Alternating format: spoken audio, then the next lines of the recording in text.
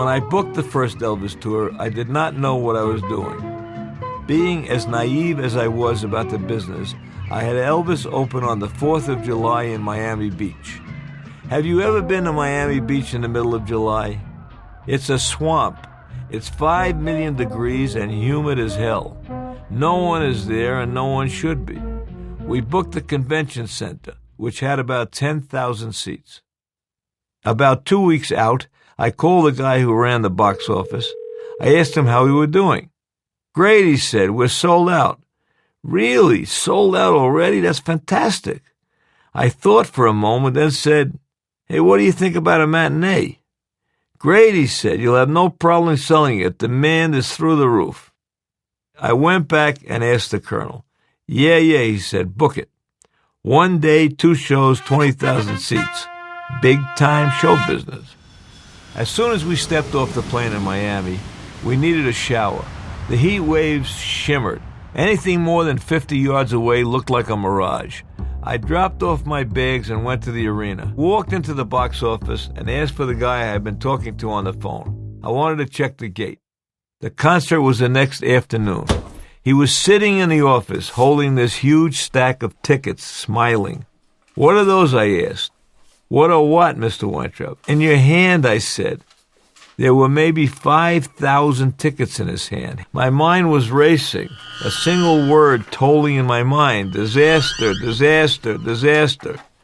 What did Elvis tell me? His one thing. I just don't want to sing to any empty seats. Why did you tell me we were sold out, I asked. He shrugged and said, I was just telling you what you wanted to hear.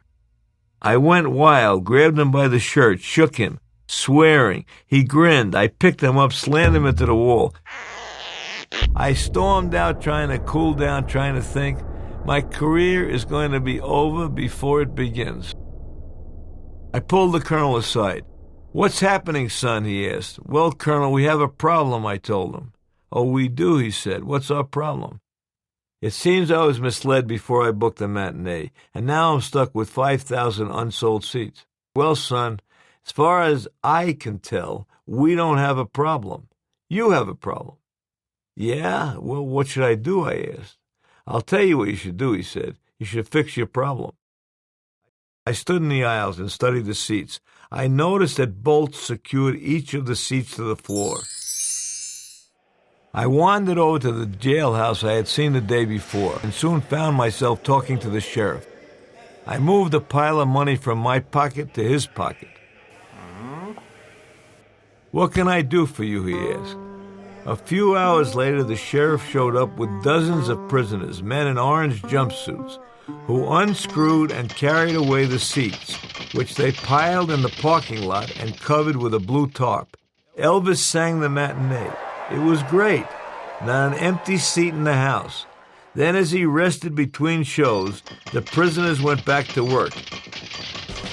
The second show was even better. I went back to the Fontainebleau Hotel with Elvis. He was spent, exhilarated, but depleted, having given everything away. You know, Jerry, it's amazing, he told me. The crowd was good in the afternoon, but it's always so much better at night.